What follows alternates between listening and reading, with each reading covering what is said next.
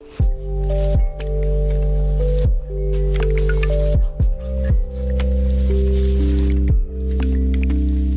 so welcome back to our part 2 of our wine advert tutorial. This one will be focusing mostly on Realflow and getting our liquids done and ready for Octane to render and texture. So firstly, what we need to do is we need to export our objects and import them into Realflow.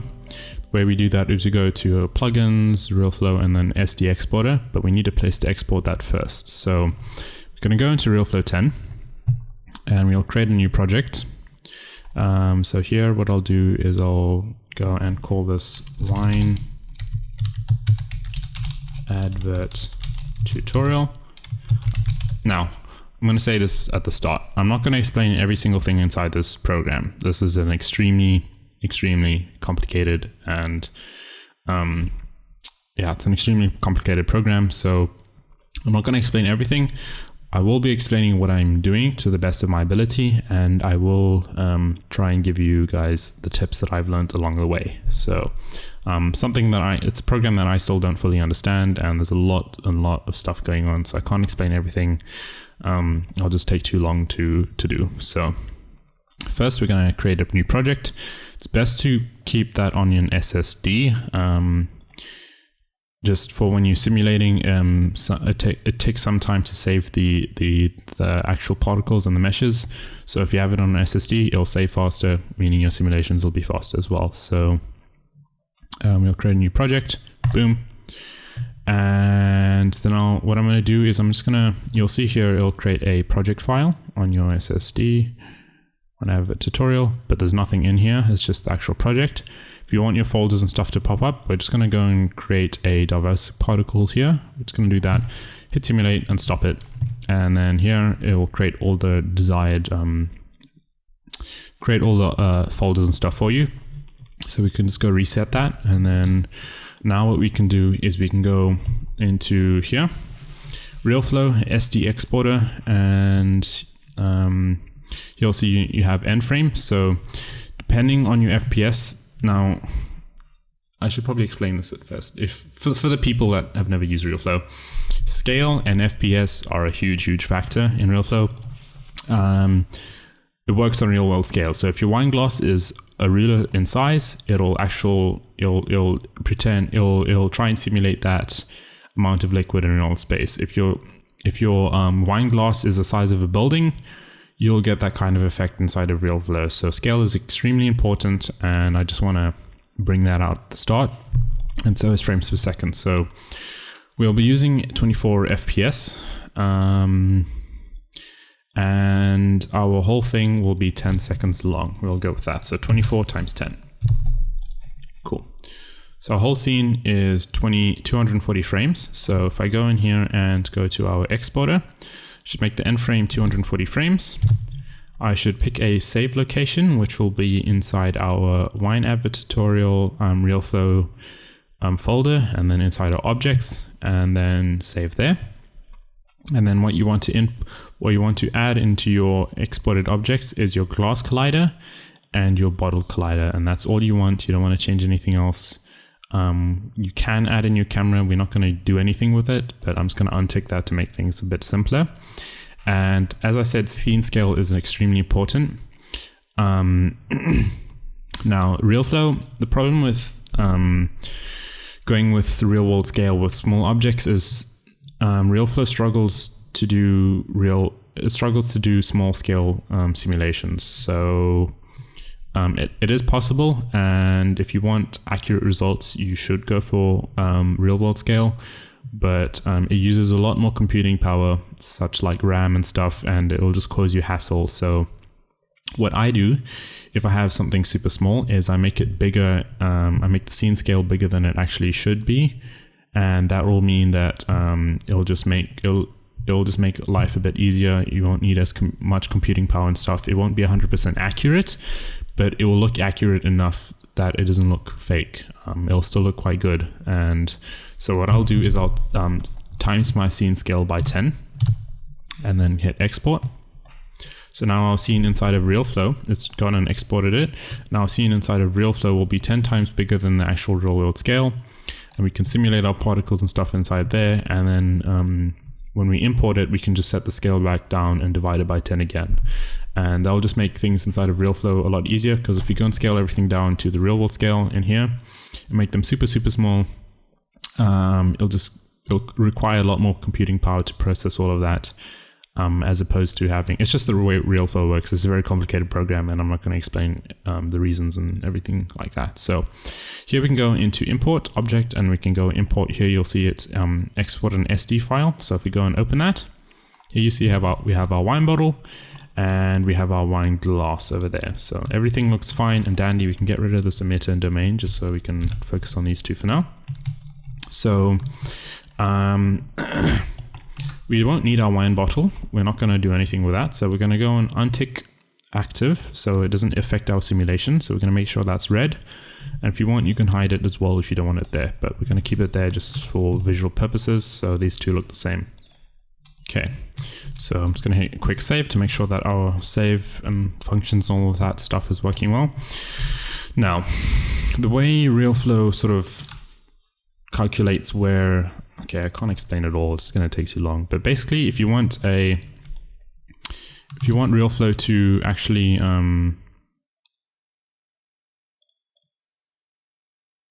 sorry, that just looked a bit weird. That's because we don't have our particles, I believe.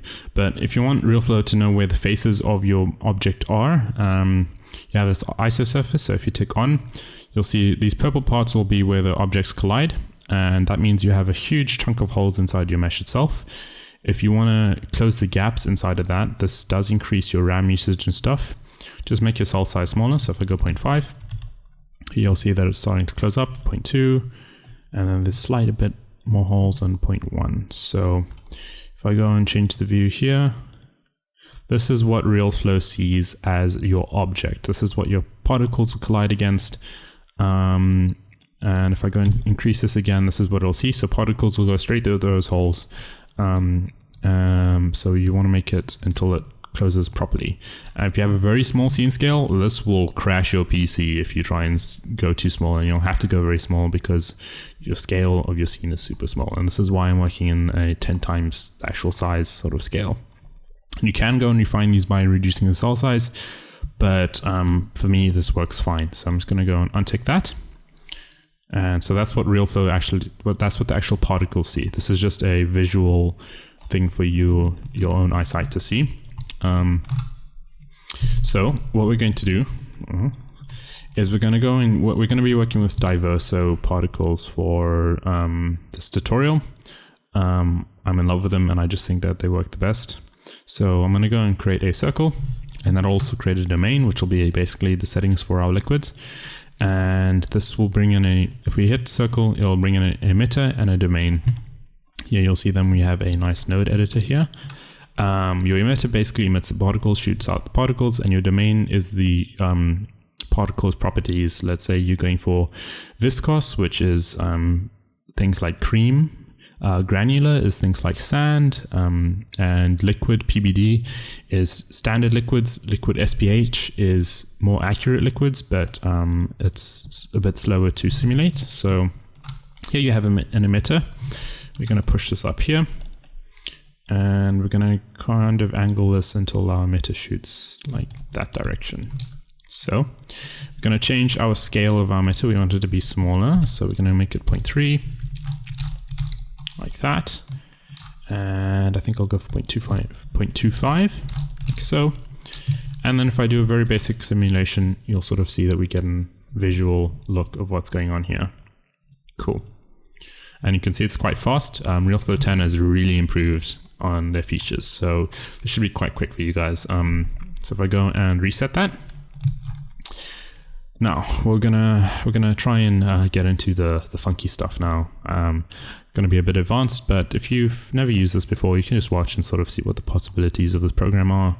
There's a lot to go through, so I can't really explain exactly what everything does, but I can explain everything I'm doing. So we're going to change this to SPH. SPH is more accurate. It's a bit slower to simulate, but it's more accurate. So if I go and render this out, you can see it shoots out our particles, but you can see there's not that many particles, so we're going to increase our resolution to 25. So, boom, now you can see there's a lot more particles. We want it to react like the real world, so what we need is some gravity, and that's what our daemons are. These are just bunch of different effects that you can use to simulate real world stuff and other cool effects that aren't necessarily real. So we're going to add in some gravity, and we're also going to add in some drag force. Drag force is basically air resistance. So if air shoots out, it slows down over time because it's actual air resistance. So if we go and simulate that again, you can see that it's falling now because it's gravity. And here you can see it's going to fall, and it's going to fall forever. So if you want your particles to get killed at a certain point, so it's not calculating what that doesn't necessarily need to be there, you want a K volume. And that's what these K things do. KH kills it over time. K speed kills it depending on how fast it is, and it goes on and on and on depending on what these different things do. But K volume kills any particles that go outside of this box. So we've added in a K volume here. K volume, we can go into our node, increase our scale, like so, and I think we'll go 10, 10, 10, and then we can just put it 5 above in the position. So now this is sitting perfectly on the floor, and anything that goes outside of the screen box will get killed, and we don't need to, and it won't be calculating unnecessary stuff that's off the screen. So if you go simulate here, see here, it gets killed, and that increases your simulation time and all sorts of stuff.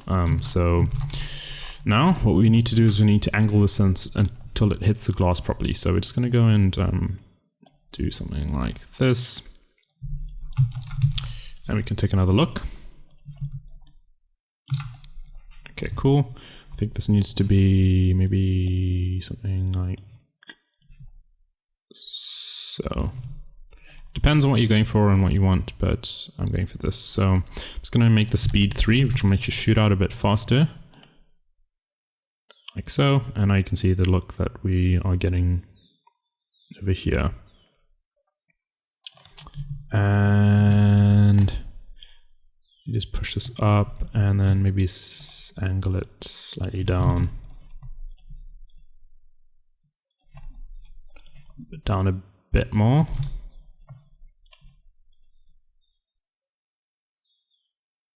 Cool. I'm not sure if I like it hitting itself there, so maybe if I push this to the side and just rotate it to the side, and then maybe it won't knock into itself. Okay, it still is, but it's a bit less. I'm actually going to go and undo that. Okay. Okay, so now you can see we're getting a very nice basic simulation going. It's quite fast still. It's not gotten to the point where it's slow. If you want, you can go and add in a floor, which you can just add in a plane so that the particles actually land and then they don't go through the floor. But we're not going to get into that. So we're just going to make sure that we're just going to delete that, and we're not going to focus on floors and stuff like that for now. So we have a very, very basic simulation going. And here we can see we have 24 FPS output, and inside our Diverso settings we have 300 max steps and stuff. All that's working fine. And you can also use your GPU for simulations. I'm not sure if I should do that because I'm using my GPU to record. I don't know if that'll make things go funky. So I'm just going to turn that off just in case. I don't want video and audio mismatches and stuff. That'll drive me crazy. So we'll stick to CPU for now. And then there's not really much else to do in this case. What you can do is you can add in a noise field, which will just basically make it'll disrupt your particles a bit so that your particles don't come in like a perfect stream and it doesn't look unrealistic. So we'll create a noise field, we'll put it around the place of the emitter, and then we'll enable fall off, and we'll enable display fall off, and we'll change this to sphere. So now if I go and simulate this, there'll be a slight bit of noise and slight bit of turbulence. Because we have a fall off here, it doesn't affect the liquid that's down here, only the liquid that's coming out here. So we can go and hide this from our viewport so that it doesn't interrupt our view, but it still is active. It still is affecting our scene. So here you have strength. You have strength, space scale, and time scale. The amazing thing about Realflow is you can just right click, help, tells you exactly what each of these things do. So I'm not going to go and read the whole help manual for you, but I'll sort of give you a rough overview. So timescale basically increases the frequency. Space scale, I haven't completely figured out exactly what it does, but I found that highest space scales generally sort of split them up into small pieces, if that makes sense. As opposed to having a huge wave like that, they sort of shimmer up into smaller pieces and scatter really nicely. So I generally go for a highest space scale, and then here I'll probably go 10 with the strength. Time scale just increases the frequency so that the randomness is more frequent. So now you can see we're getting a bit more nicer stuff. So if I go and turn this resolution up to 50, which is basically doubling it, we'll get a better visual representation of what's going on, like so. So I can actually crank this up to 200 and then take another look. Boom. And you can see it comes out as a very roundish thing here. If you want it to look more realistic, it's generally better to make them land on hit a part. It's better to simulate them onto geometry first, and then they go into the cup. That'll just make it look a bit more realistic. If you want, you can put it inside the bottle and then make them come out the bottle and then inside the cup. They'll just make the front and the end part of the particle stream look a bit more realistic. But here you can see the kind of liquid that we would be getting in the final. So I'm just going to go increase this strength to 15. Then I'll take another look. Now you can see that our particles are really starting to get some randomness and spread out, and it's not like a perfect stream anymore. But I think this is too much, so I'm just going to reduce this down to 13. Oops, I just hit the wrong view there. Like that. Take another look. Like so.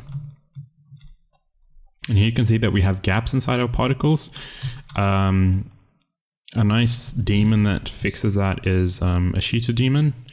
It basically fills up, it generates new particles inside those holes, but this is a very complicated daemon, something I'm still trying to understand completely. It fills up the holes in your particles, but it does increase your particles quite a bit, and if your particles collide on the floor and stuff, it can create more it can generate particles where they're not necessarily supposed to be generating, and I'll be careful with that. But here you can see, here you'll see an example. Here, particles are just going to come out of nowhere. So here you can see particles generating, and it's just going to become a mess. So I would be careful with that. I think I'm going to keep it off for the sake of this tutorial. That might confuse some of you guys if you have never used it before. So I would actually keep that off for now. But if you want those holes to be filled, I think increasing the resolution will probably just solve that issue. But you can see we're getting a very basic look. So if I increase this to 400, I'm not going to sit through the whole simulation with you guys. I'm just going to jump into the mesh now, and then I'll do the simulation and stuff in my own time. And then you can get we can jump onto the Cinema 4D part. So here, you'll see we have a basic particle stream. Now the mesh, we're going to go and create a particle mesh. Inside our export tab, or if you go into export central, it's the same stuff there. We're going to untick animation and cache for our objects. And here we're going to use bin instead of ABC because Octane reads bin. It can't read the other file formats. It reads a bin format. And then if you don't have your domain already in here, you can just go and drag it in like that. And then if we go here and click build mesh, or build a mesh for the actual frame, we can go and hide our domain, and we can go into our view settings and turn off selection highlighting. So I can change this to that, and we can see what our final mesh would look like in our render. This doesn't look that great, so we're going to increase our polygon size by reducing the number there, like that. And here you'll see that our polygons will start to get smaller if we decrease our polygon size, which basically increases the polygons that we've seen, like so. See there, it's meshing, mesh done. it still doesn't look the way our original particles look, and that's because our particle size is too small. So it's going to reduce our particle radius here. We'll reduce it down to 0.03. And now you'll see that we're getting a more accurate look. 0.02, 0.01. Boom, and now that's a bit too shredded up, and here you'll see we have holes, and that's why I think I'm going to reintroduce the Sheeter Daemon to the scene. But the Sheeter Daemon can cause trouble, so I'm a bit scared of doing that. If I reduce the smoothing down to 0, we'll get a more accurate version, but it won't look as great depending on your scene, obviously. If we increase the smoothing up to 100, it'll be a bit more smooth, but it won't look as accurate. So I'm going to keep this on 50. And we can turn on a filter, which will thin our mesh a bit, just make it a slightly bit more realistic, and you can also go and relax it as well if you want, but I'm not going to do that. And then here we can also hit optimize and hit curvature. So this will basically reduce the polygons in your more flatter areas of your mesh, so that you don't have unnecessary polygons in your final mesh. So if I go and hit build mesh here, you'll see that it's a lot more optimized, only in the flatter regions though, where it's a lot more curved and not as flat. You'll still have your nice dense polygons there, but on the flatter regions, there won't be that many, and that'll just save you render time in the end. And if it's a moving, if it's a video and not a still, then that'll help even more, because it'll be all blurred and moving quickly, and you don't need all those polygons going. So,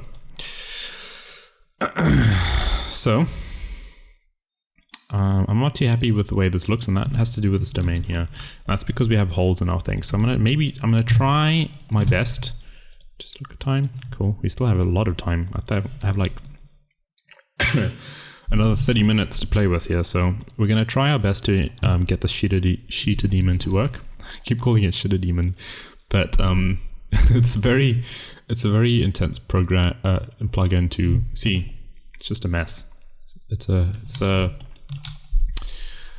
a daemon that needs a lot of care, and I think I'm gonna try my best to work with it, because it'll really improve the way our simulation will look in the end. So I'm gonna try and get the least amount of collisions and stuff going on. Maybe I should reduce this to 15.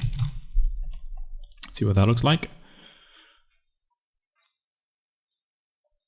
Okay, so I'm gonna try and get as little collisions with other things as possible, so that our things don't split up and just create a mess. See there, it's doing that right now. I think the best way to do that is maybe we can increase the friction of our glass so that it doesn't go all the way up like that. And we can go and do that here. If we go 0.0, we can just change that number to 3 instead of a 1. Like so. Maybe now it won't go all the way up and just smash into this here and make a mess. Cool, now it's doing it less, but it's still doing it. Yeah, so maybe if I go 0.04, I think this is the easiest way to fix it. Now you can go and angle your emitter and stuff so that it doesn't clash and it's all perfect, but I don't think I want to go and spend all the time doing that, so.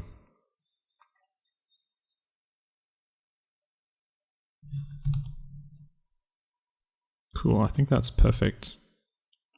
Hopefully this doesn't cause a mess, and I think it is. Yeah, it is.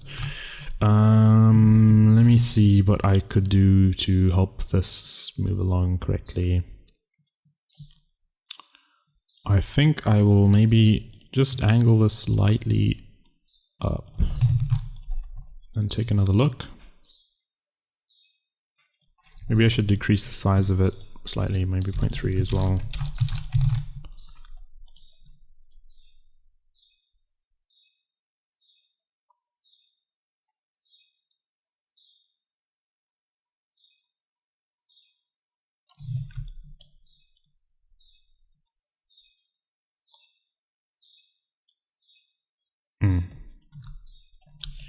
Okay, so let's go 0.22 and 222, and then let's take a look at this noise here, because I think this is what's really going to affect this final look. So if I decrease this to 10, take another look.